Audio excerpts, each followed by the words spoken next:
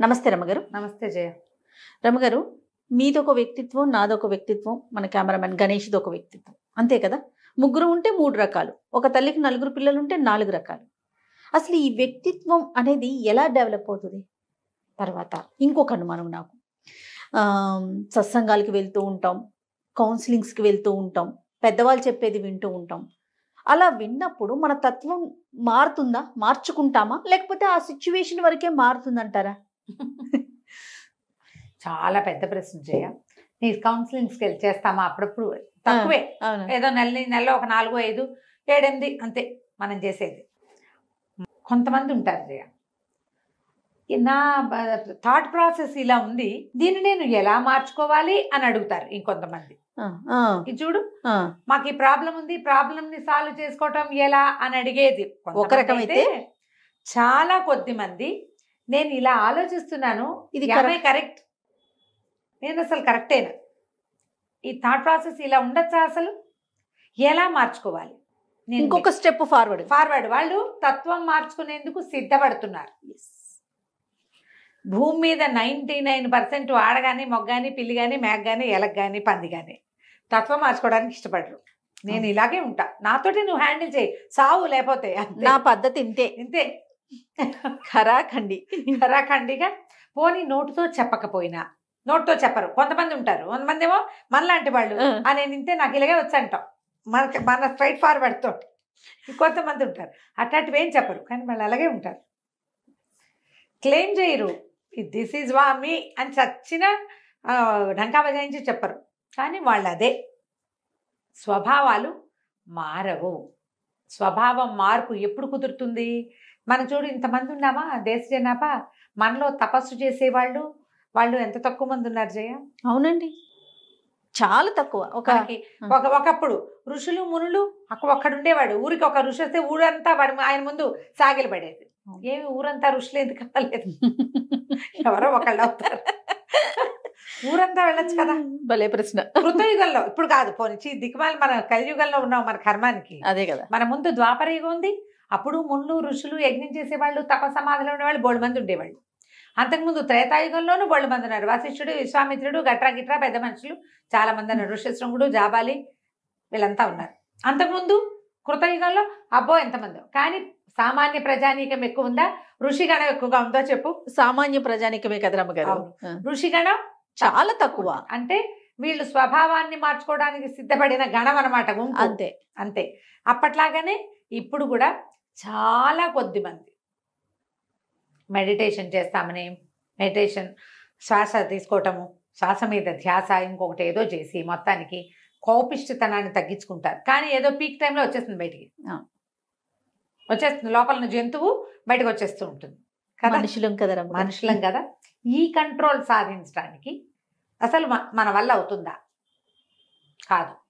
ముందు మన ప్రవర్తన లోపాలు, మనది తప్పు, మనం సరిగ్గా లేము అనేది గుర్తించరు జనము. ఎవరి స్వభావానికి వాళ్ళు కట్టుబడి ఉంటారు, అంతే కదా. లోకమే ఇలా ఉంటుంది. ఇప్పుడు మనం ఏం చేయాలి? పక్క వాళ్ళని మార్చడానికి ట్రై చేయకూడదు, వాళ్ళ ప్రకారం మన జీవితాన్ని నడిపించుకుంటూ పోవాలి.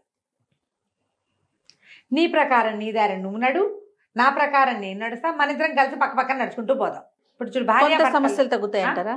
చాలా సమస్యలు తగ్గుతాయి జయ. ఇప్పుడు మనం ఎంతసేపు మనం కరెక్ట్, పక్కవాడు తప్పు, మనలాగా పక్కవాడిని మార్చడానికి ట్రై చేయటమే కదా మన సమస్యలకు మూల కారణం. ఎవరి దారిని వారు వెళ్ళమని. భార్య భర్త ఎవరి దారిని కొత్త పద్ధతులు తెచ్చేస్తున్నారు రమ్మగారు. నీకు అలా అర్థం అవుతోంది, నేను అలా చెప్పట్లా. ఇప్పుడు పిసినారి భర్త, ఖర్చు పెట్టే భార్య, వీళ్ళకి ఏం చెప్తావు? విడాకులు తీసుకోండి, నీ దారి నువ్వు ఖర్చు పెట్టుకో, నీ దారి నువ్వు దాచిపెట్టుకో అని చెప్తావా?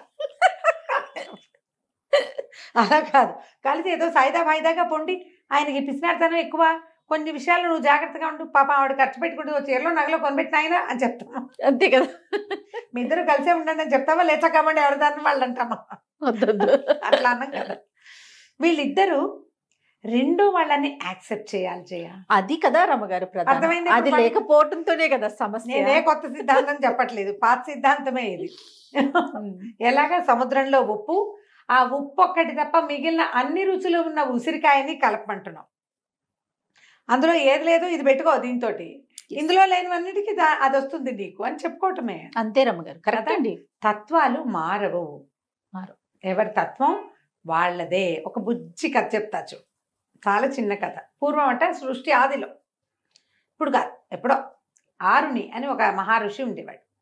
ఈ ఆరునికి ఆయన అడవిలో కూర్చొని తపస్సు చేసుకునేవాడు. అడవి నిండా జంతువులే, చెట్లు పొట్లు, చిన్న చిన్న పురుగులు గిరుగులు కీటకాలు ఎన్నో. భగవంతుడు అవన్నీ సృష్టించి వదిలిపెట్టాడు. ఆయన అనుకున్నాడు, ఇవన్నీ ఎందుకు పుట్టించాడు దేవుడు? ఒక ఆడదాన్ని ఒక మగవాడిని మనుషుల్ని సృష్టిస్తే సరిపోతుంది కదా, అంతే, మనుషులు ఉంటే చాలు, ఓన్లీ మనుషులే కావాలి అని అనుకునేవాడు. అయితే ఒకనాడు ఏమైందట, ఆయన నదికి వెళ్ళి స్నానం చేసి వస్తుంటే ఒక పెద్దగా పులిగాండ్రు రింపు వినపడింది. పులి పరిగెడుతోంది.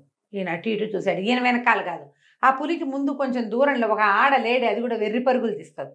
ఆ లేడి వెనకాల పడింది పులి. ఈయన ఏం చేశాడు, అయ్యో అయ్యో అది పులి చచ్చిపోతుందేమో అని అనిపించింది ఆయనకి. ఈ పులిని మార్చేద్దాం అనిపించింది. ఆయన తన తపశక్తితోటి ఇద్దరిని, మగ పులిని మగవాడిగాను లేడిని ఆడదానిగాను మార్చేశాడు. పరిగెడుతున్న పులి మగవాడిగా అయిపోయి పరిగెత్తడం మొదలెట్టింది. ఈ పరిగెడుతున్న లేడి ఆడపిల్లగా మారిపోయింది. ఆడపిల్లగా మారాక తొట్టుబడి చెట్టుకు ఆగిపోయింది. లేళ్ళు చెట్ల మధ్యలో ఇలా ఇలా ఇలా కాళ్ళు చాచి పరిగెడతాయి. మనుషులకి అట్లా ఎక్కడ వస్తుంది? మనుషులకి రాదు. చెట్టు తట్టుకుని పడబోయింది. ఈ వెనకాల పరిగెస్తున్న మగవాడు గబుక్కుని వెళ్ళి దాన్ని వాటేసుకుని నుంచోబెట్టాడు. పుల్లులు చేస్తాయి ఆ పని. ఏం చేస్తుంది, లటక్కని పట్టుకుంటుంది పులి. వీడు ఆ పని చేయలే, పట్టుకుని ఆపాడు. ఎవరమ్మాయి నువ్వు అన్నాడు. అన్నాక అనిపించింది, ఏమిటి ఇది ఇంత అందంగా ఉంది అని. మెల్లిగా ఈ మగవాడికి ఈ అమ్మాయి మీద మోహం పుట్టుకొచ్చింది. ఆ మోహాన్ని వాడు ప్రేమ అనుకున్నాడు. ప్రేమ అనుకుని ఆ అమ్మాయిని నువ్వు నాతో ఉండు అని పిలిచాడు. ఆడెవ్వడూ లేడు, వీడు ఒక్కడే ఉన్నాడు. వీడు చూస్తే మంచి అటాకటా బలంగా ఉన్నాడు. పెద్ద మగ పులి మగవాడిగా మారితే పులికున్న జీవసత్వాలన్నీ మనిషికి రావు కదా. లేడి నాజుకుతనం అంతా అమ్మాయికి వచ్చింది, పులి బలం అంతా అబ్బాయికి వచ్చింది. సరే, ఇద్దరు జత కట్టి అడవిలో ఒక గుడిసెలాగా ఏర్పరచుకుని ఉండటం మొదలుపెట్టాడు. ఈ పులి మగవాడిగా మారిపోయాడు కదా. ఈ మగవాడు మొత్తం అడవంతా వేటాడి దుప్పుల్ని వాటిని వీటిని కుందేళ్ళని పుచ్చుకొచ్చేసేవాడు. పెళ్ళాన్న తినమనేవాడు. అదేమో శాకాహారి లేడు కదా, అదేం చేసేది, ఆకులు అలమలు దుంపలు అవి తవ్వుకుని తినేది. చచ్చిన మాంసాహారం తినేది కాదు, దానికి నచ్చేది కాదు. నేను తెచ్చింది ఎందుకు తినవా హాయ్ అని పొట్టాడేవాడు. కొట్టుకు తెచ్చేవాళ్ళు ఇద్దరు. అట్లాగే ఏముంది, కొట్టుకు తెచ్చినా పిల్లలు పుట్టడానికి లోటే ఉండదు కదా. వరుసగా పిల్లలు పుట్టుకొచ్చారు. కొన్నేమో నాన్నలాగా, కొన్నేమో అమ్మలాగా ఉన్నారు. అందులో సంవత్సరాలు గడిచే కొందికి వీళ్ళిద్దరి కొట్లాట ఒక రకంగా తేలలేదమ్మా. నువ్వు అవన్నీ ఎందుకు తింటావు, వాటన్నిటి ఎందుకు చంపుతావంటుంది పెళ్ళాం. ఇవే తిను అని అవే వండుతుంది, చచ్చిన మాంసం వండదు. ఆ మగవాడేమో ఎంతసేపు దుప్పుల్ని కుందేళ్ళని చంపేసి, ఎలుగుబంట్లను చంపేసి వాటిని చీరేసి వాళ్ళ మాంసం అంతా పుచ్చుకొచ్చి అది కాల్చి తింటే గానీ నేను నీతో ఉండనంటాడు మగవాడు. బాగుంది. కొట్టుకు చచ్చి చచ్చి చచ్చి చచ్చి చివరికి పిల్లలు కూడా ఇంతంతమంది అయిపోయాక ఓ రోజు మళ్ళీ ఆరుండి దగ్గరకు వచ్చారు. ఇది మాట విందండి, గడ్డిగా అతను తింటుంది, నాకు కూడా అవే పెడతానంటుంది అంటాడు వాడు. ఎంతసేపు రక్త మాంసాలతో తిండండి, అన్నిటిని చంపేస్తున్నాడు దుర్మార్గుడు, వీడితో ఎవడు బతుకుతాడండి అంతే ఆవిడ. ఈ గోల పళ్ళైపోయాడు కదా పంచాయతీ. ఎందుకని ఆయన ఏం చేశాడు, వాడిని పులిగాను దీన్ని లేడుగాను మర్చిపారేశాడు. ఇద్దరు చెరోజారును పోయారు. వాళ్ళ పిల్లలు మాత్రం అడవిలో ఉండిపోయారు. స్వభావం మారిందా, స్వరూపాలు మార్చేశాడు. భగవంతుడి రూపంలో ఈయనే భగవంతుడైపోయి, అయినా కూడా పులి వేట క్రూరత్వము, నా మాట నెగ్గాల్సిందే, నేనేది చూస్తే అది నా నోట్లో పడాల్సిందే అన్న లక్షణము వాడికి పోవాల. ఇది ఒక మూల దాక్కుందాము, మూల కూర్చుందాము, నా దారిని నేను ఉందాము అనే ధోరణి దీనికి పోలేదు. మనుషులుగా మారినా కూడా జంతు లక్షణ స్వభావాలు మాత్రం వాళ్ళవి మారలేదు. పిల్లలు పుట్టినా మారలే. ఇప్పుడు ఈ రెండు ఏం చెయ్యొచ్చు, ఆవిడకి ఇష్టం లేదు నేను ఒక్కడనే తింటా అని వాడు అనుకోవచ్చు. వాడికి నచ్చింది వాడికి తింటాలే, నాకు నచ్చింది నన్ను తిన్నిస్తున్నాడు కదా అని అనుకోవాలి.